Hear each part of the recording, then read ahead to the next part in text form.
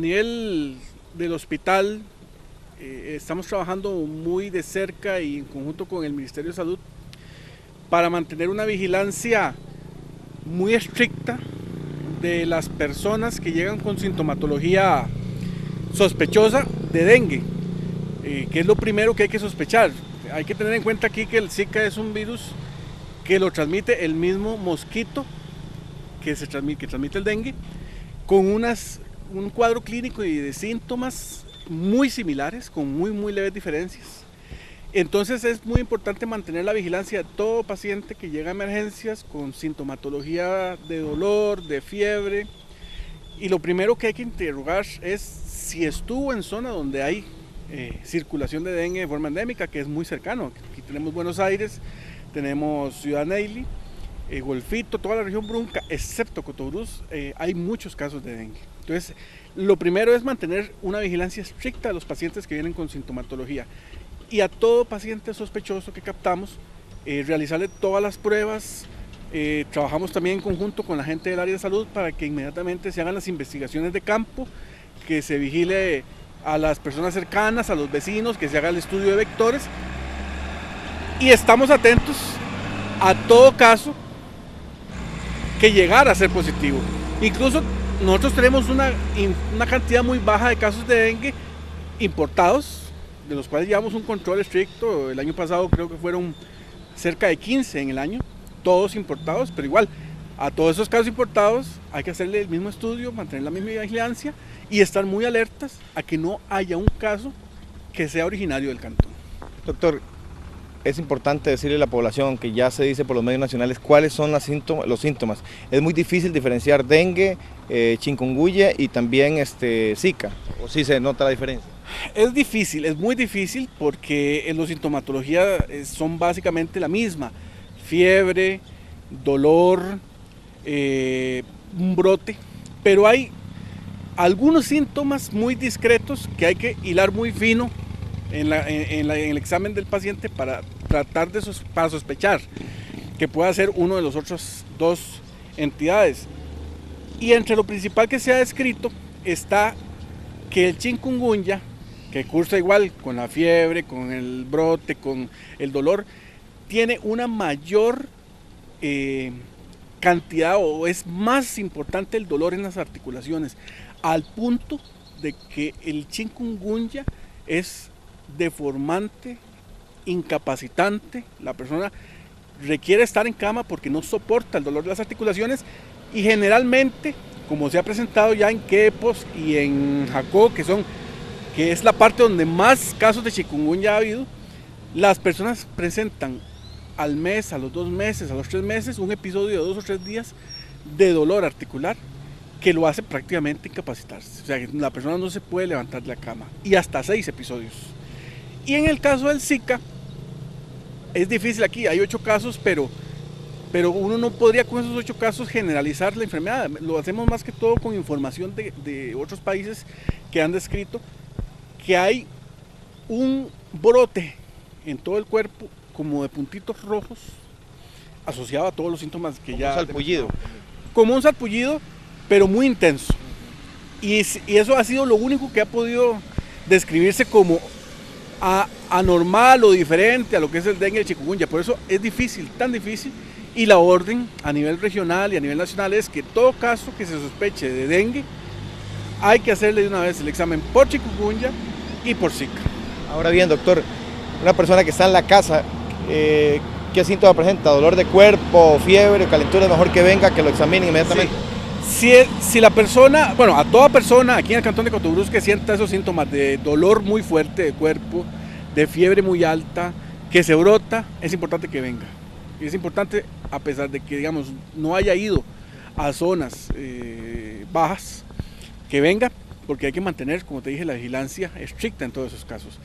Y si la persona todavía en el último mes hacia atrás presenta esos síntomas y en las últimas 3 semanas ha ido, aunque sea una vez, a Canoas, a Ciudad Neyli, a Alajuela, hemos tenido ya, aquí tuvimos 2 casos de dengue positivos que fueron a pasear a Alajuela, y si empiezan con los síntomas, que se vengan, porque no solamente la importancia de vigilar, sino que también la salud de la persona se deteriora mucho.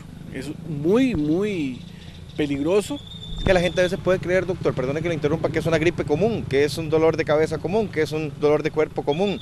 Esa es la parte que preocupa, ¿verdad? Y se queda 2 o 3 días, que sería muy importante para ustedes evaluarlo. Mucha gente tiene síntomas, o sea, el dolor y la fiebre es tan intensa que ya de por sí viene al hospital por lo intenso. Pero como usted dice, muchas veces una quiebrahuesos da los mismos síntomas. Y la gente dice, es una quiebrahuesos y va a pasar. Pero en estos casos, el monitoreo del examen de sangre es muy importante, pues vamos a tener disminución de plaquetas, podría haber sangrados internos, cosas que no te das cuenta al inicio y que si no tenemos el monitoreo de laboratorio, ya cuando vienes es una situación grave. Doctor, podemos decir que el Hospital San Vito está preparado para atender cualquier caso de dengue, chikungunya o Zika en este caso. Totalmente. Ya en el pasado, en el 2014, tuvimos 2 casos de dengue grave, de personas que incluso una de ellas era de Punta Arenas. El paciente estuvo internado aquí en el hospital, llegó a parámetros de laboratorio bastante peligrosos, pero lo pudimos manejar satisfactoriamente. El paciente egresó de la mejor forma, los 2 pacientes de la mejor forma, porque en realidad el tratamiento es muy básico, simplemente tratarle la fiebre, vigilar estrictamente todos los signos vitales día a día y mantener a la persona adecuadamente hidratada y vigilada. Mientras se mantenga eso, si se capta a la persona de forma temprana, puede estar tranquila de que él va a salir satisfactoriamente.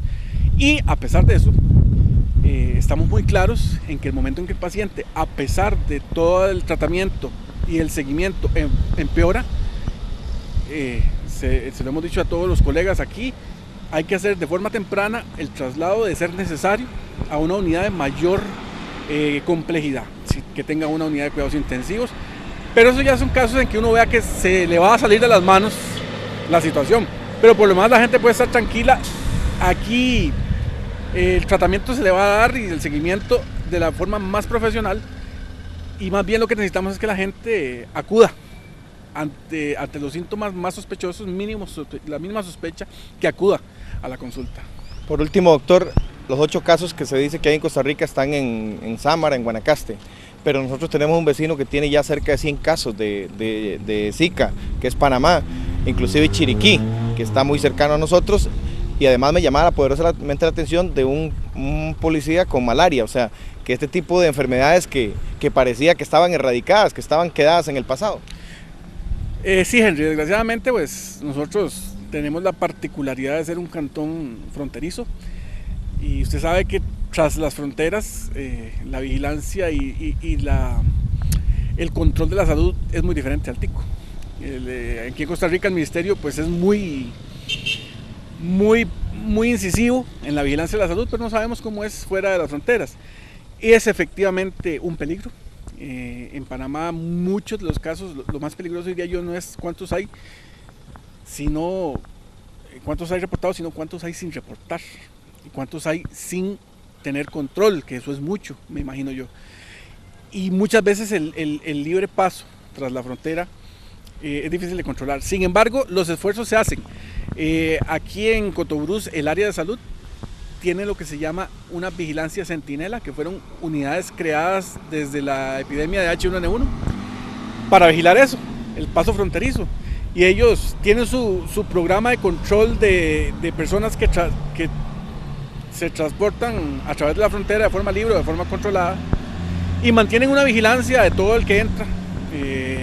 Ya se mantenía sobre virus respiratorios y ahora mucho más sobre síntomas febriles, ¿verdad? Es difícil controlarlo, pero se trata hasta donde se pueda de lo que esté a la mano de las autoridades costarricenses de controlarlo. Hablábamos de que el dengue, la Aedes aegypti, se cría en la parte caliente, que en Villa, Buenos Aires y toda esa zona, Golfito, Río Claro, etcétera, etcétera. Pero ya con estos calores de Cotobruz podría ya procrearse aquí, ya tener Aedes aegypti autóctono. Es un riesgo. Hay varios factores que influyen en la formación del vector, del mosquito. El calor, si bien es cierto, sí, es uno de los factores, pero también tiene mucho que ver la altura, es uno de los factores. Entonces, aquí es muy importante que tal vez, a pesar de que no hay casos, que la gente haga conciencia de que mejor evitar darle insumos al mosquito para que se reproduzca. No tratar al máximo de no mantener aguas estancadas, de ser lo más limpio posible para evitar que el mosquito se reproduzca. Porque el problema no es tanto que el mosquito aparezca, porque aquí la gente del Ministerio de Salud ha detectado mosquitos, principalmente en zonas como en la parada de Cepul y en Sabalito, en dos partes donde el bus de Ciudad Neyli viene, y se han detectado algunos mosquitos. Lo importante es no tanto el mosquito, sino que no haya enfermos, porque si el mosquito sin enfermos no tiene nada que transmitir. Pero si ya tenemos muchos casos y hay mosquito, ahí sí se va a dar la transmisión aquí. Pero son cosas que hay que tener vigiladas. Por el momento, el Ministerio de Salud tiene un estricto control de vectores, que es de mosquitos. De hecho, ahora a finales de marzo hay una campaña, una jornada, que creo que va a ser en Sabalito y algunas otras partes donde se han detectado algunos zancudillos, de vigilancia. Se va a ir, se va a recoger basura, se va a entrar a las casas, se va a ver si hay criaderos. Y la idea es mantener esa vigilancia con la gente encargada de vectores para evitar. Yo creo que aquí la palabra básica es evitar, prevenir. Pasamos bien la prueba de ese pico alto H1N1 que decía yo, que tomó el Ministerio de Salud y a la caja de vacaciones, porque fue en diciembre, finales de diciembre, principios de enero. Mira, Henry, eso yo creo que es una consecuencia del cambio climático, porque ese pico que tuvimos en esos 3 meses, diciembre, enero y febrero, digamos, era el pico normal que se tenía en agosto, septiembre y octubre, que eran los tiempos de lluvia. En estos 3 meses, agosto, septiembre y octubre del año pasado, no hubo ese pico. Se mantuvo anormalmente bajo y se trasladó a esas fechas. Aquí en Cotobruz, pues sí hubo muchos casos de gripe, sí hubo muchos casos de respiratorios, pero gracias a Dios no tuvimos ningún caso de respiratorios graves. Hubo por ahí 2 casos de H1N1 documentados por laboratorio, porque en realidad la persona cursó totalmente como una gripe común y corriente. Y yo creo que aquí pues pasamos la prueba ya sin casos ni graves ni moderados. En todo caso, en todas estas enfermedades, en todas estas situaciones que se viven hoy día, lo principal y lo primordial es la prevención. La prevención, la buena higiene, las buenas costumbres que se han anunciado desde el H1N1, de la técnica para estornudar, del lavado de manos, en el caso del dengue y la chikungunya y el Zika, no propiciar el crecimiento del zancudo, o sea, no tener zonas donde se acumule el agua, tener los patios bien limpios, no llantas, no ollas, nada que pueda generar que se produzca el zancudo.